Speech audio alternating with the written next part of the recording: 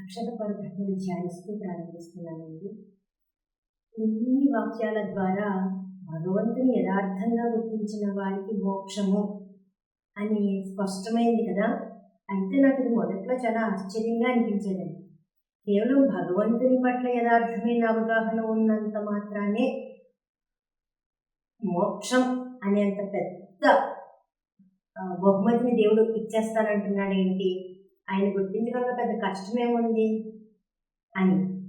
కానీ నాకు రాను రాను అర్థమైందండి, అది నేను అనుకున్నంత సులువేమీ కాదు అని. ఏది భగవంతుని పట్ల వాస్తవమైన అవగాహన కలిగి ఉండడం, ఆ జ్ఞానంతో మన జీవితాన్ని సరిదిద్దుకోవడం అనేది. ఇది ఎలా అర్థమైందంటే, భాషా పరిజ్ఞానము అందులో పాండిత్యము ఉన్న పండితులు సైతం వారి మాటల ద్వారా, వారి ప్రవచనాల ద్వారా భగవంతుని జ్ఞానం ఏదైతే ఉందో దానికి భిన్నంగానే తమ అభిప్రాయాల్ని కలిగి ఉంటున్నారు, కలగజేస్తున్నారు. అప్పుడు నాకు అర్థమైంది, నిజమే, దేవుని పట్ల యథార్థమైన అవగాహన కేవలం పాండిత్యం ఉన్నంత మాత్రాన రాదు, కేవలం మాటలలో చెప్పినంత మాత్రాన రాదు. కానీ పామరులకైనా సరే దైవభీతి, చిత్తశుద్ధి ఉంటే వారు నిజమైన జ్ఞానులు అనబడతారు అని ఈ సత్యాన్ని చరిత్ర నిరూపించిందండి. అలాగే వర్తమానం కూడా నిరూపిస్తూ ఉంది. దీని దృష్టాంతం ఏమిటంటే, నాకు ఎదురైన ప్రశ్నలు. కొందరు అంటున్నారు, మీరు శాస్త్రవాక్యాన్ని చూపించి చెప్తున్నారు సరే, మరి ఈ విషయం పండితులకి తెలియకనా? వారెందుకు దీన్ని భిన్నంగా చెప్తున్నారు, భిన్నంగా చేస్తున్నారు? వారికి తెలియంది మీకు తెలిసిందా అని. ఇదండి దృష్టాంతం. పండితులు అవ్వచ్చు, వారు అనేక శాస్త్రాలు అధ్యయనం చేసి ఉండొచ్చు, వారు వ్యాకరణము, నిరుక్తము, నిఘంటువు అన్నీ కూడా అవకోసం పట్టి ఉన్నవారు అయి ఉండొచ్చు. కానీ భగవంతుని ఎడల వాస్తవమైన అవగాహన లేనివారు అని వారి మాటల్లో వారే ప్రూవ్ చేసుకుంటున్నారు. సామాన్యులకి నిజానికి ఇవన్నీ చదివే ఇది లేదు, అంత పాండిత్యం వారికి లేదు. కాబట్టి వారు పండితులను అనుసరించాలి అనుకుంటారు. మరి ఆ పండితులో వారికి ఉన్న భాషా పాండిత్యంతోనూ పరిజ్ఞానంతోనూ ఎన్నో విషయాలను అర్థం చేసుకోగలిగిన వారు సైతం భగవంతుని విషయంలో ఎన్నో అపోహలను, అపార్థాలను, అసమానతలను కలిగి ఉంటున్నారు.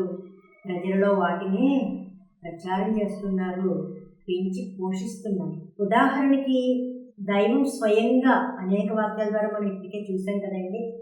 తాను స్వయంగా పుట్టను, కనిపించను, మరణించను అని అన్ని శాస్త్రాల ద్వారాను ఆయన తెలియచేసినప్పటికీ ఈ పండితులు ఏం చేస్తున్నారండి, నిజమే ఆయన పుట్టుక, చావు ఇటువంటివి లేవు, కానీ ఆయన భగవంతుడు కదా, ఆయనకు అసాధ్యమైనది లేదు కదా, కాబట్టి ఈ విధంగా పుట్టాడు, కనిపించాడు, మరణించాడు, ఇవి మనలాంటి పుట్టుక, కనిపించడం, మరణించడం కాదు, ఆయన మహిమతో అవన్నీ చేశాడు అని ఇలాంటి అవాస్తవికమైన జ్ఞానాన్ని అందించడంలో, అటువంటి వివరణలు ఇవ్వడంలో తమ పాండిత్యాన్ని దురుపయోగం చేసుకుంటున్నారు. మరి వీరినే అనుసరించే ప్రజలు వారి పరిస్థితి ఏంటండి? ఇది నిజమని నమ్మి ఇంకా కర్మ సిద్ధాంతం, జన్మ సిద్ధాంతం అనే విషయాలలో కూడా వీరు ప్రచారంలో పెట్టిన దానిని నమ్మి తమ జీవితాలను వృధా చేసుకుంటున్నారు. ఎలా?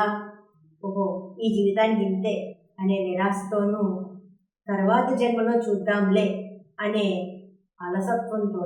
నిజానికి కర్మ సిద్ధాంతం ఏం చెప్తుందో అది సరిగ్గా ప్రజల మధ్యకి వెళ్ళట్లేదండి. మరి కర్మని ఎందుకు చేయాలి, ఎటువంటి కర్మ చేయాలి అనేది చెప్పడానికి శాస్త్రమే ప్రమాణం కదా. భగవంతుడు మన కోసం పంపించిన శాస్త్రాలు ఏవైతే ఉన్నాయో అవే మనకి ప్రమాణం. మరి ఆ శాస్త్రాలలో ఏముందండి కర్మ గురించి అంటే, భగవద్గీత 16వ అధ్యాయం 24వ శ్లోకం చెప్తుంది, తస్మాత్ శాస్త్రం ప్రమాణంతే కార్యకార్య వ్యవస్థిత జ్ఞాత్వా శాస్త్ర విధానోక్తం కర్మ కర్తు నివారహసి అని. దీని భావం, కావున నీవు చేయదగినదియు చేయరానిదియు నిర్ణయించున్నప్పుడు శాస్త్రము నీకు ప్రమాణమై ఉన్నది. శాస్త్రమునందు చెప్పబడిన దానిని తెలుసుకుని దాని ప్రకారము ఈ ప్రపంచంలో నీవు కర్మమును చేయదగును.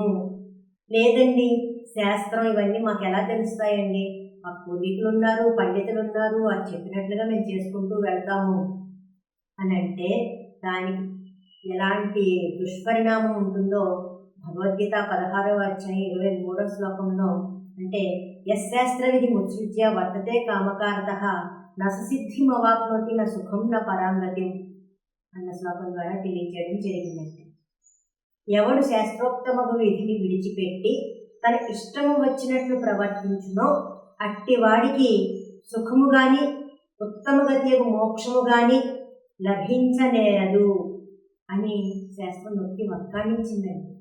కాబట్టి మనం ఏదైనా అభిప్రాయం కలిగి ఉండాలన్నా, ఏదైనా ఆచరణ చేయాలన్నా మనకి ప్రమాణం శాస్త్రాలే తప్ప శాస్త్రులు కాదండి.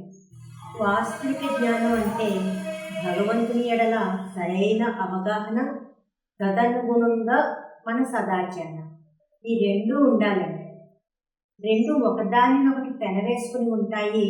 నేను ఏదో ఒకదానిని తీసుకుంటాను అంటే అది పరిపూర్ణం అవ్వదండి, దానివల్ల ప్రయోజనం లేదు. నాకు దేవుడెవరో తెలిసిందండి కానీ నేను సదాచరణ చేయలేనండి అన్నా ఉపయోగం లేదు.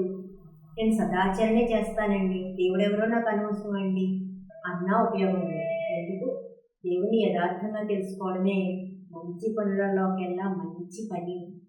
కాబట్టి అందువల్ల మన చావు పుట్టుకలు ఎవరి అధీనంలో ఉన్నాయో ఆ దైవాన్ని చావు పుట్టుకలు లేనివానిగా, ఆయన అవ్యక్తుడే కానీ మన కర్మలన్నీ ఆయన ముందు తెరిచిన పుస్తకంలాగా వ్యక్తమైపోతాయి అని గుర్తించి ఆ సర్వజ్ఞునిగా, శక్తిశాలిగా, ఎలా అండి, మనం చేసే ప్రతి పని గుర్తించగల శక్తి సామర్థ్యాలు గలవానిగా, మనం చేసిన కర్మలకు తగిన ప్రతిఫలం మన చేత అనుభవింపచేయగల శక్తిశాలిగా దైవాన్ని గుర్తించిన నాడు, త్రికరణ శుద్ధిగా గుర్తించిన నాడు మనం తప్పుల జోలికి వెళ్ళమండి, పాపాల జోలికి వెళ్ళం.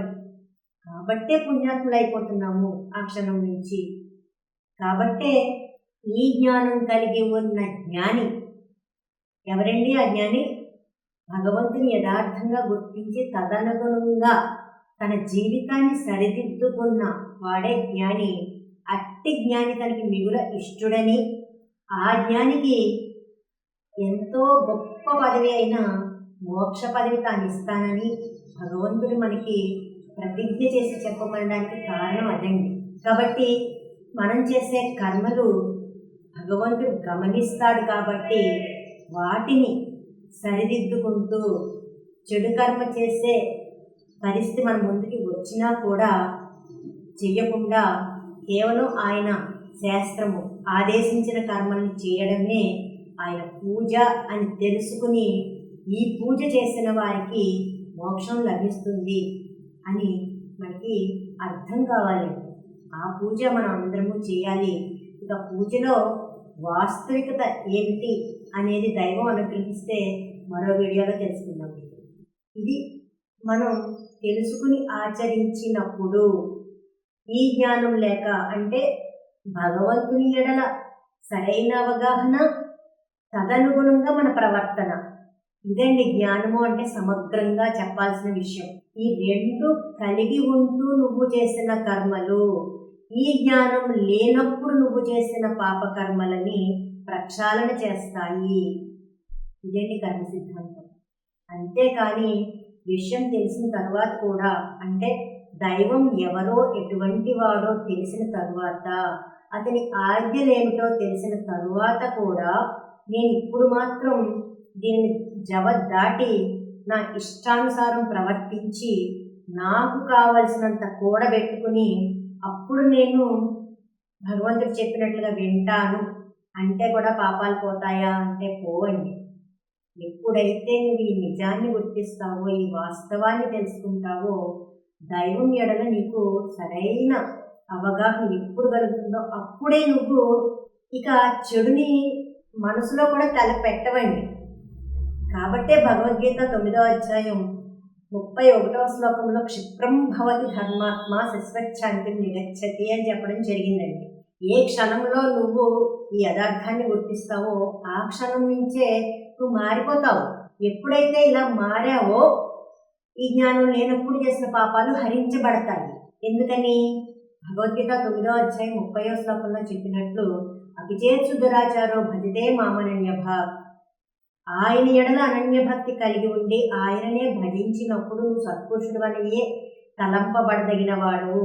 ఏలయనగా నువ్వు స్థిరమైన ఉత్తమమైన మనోనిశ్చయము గలవాడు అని ఆ శ్లోకంలో చెప్పడం జరిగిందండి. ఇదంతా కూడా తెలియక ముందు ఏమైనా చేస్తున్నా తెలిసిన తర్వాత ఇక నువ్వు చెయ్యవు అని ఆయన ప్రతిజ్ఞ చేసి చెప్తున్నాడు. నా భక్తుడు చెడడు అని ప్రతిజ్ఞ చేయుము అని అందుకే అంత గట్టిగా చెప్తున్నాడండి. ఇవన్నీ కూడా శాస్త్రం మనకు అందించిన సత్యాలు.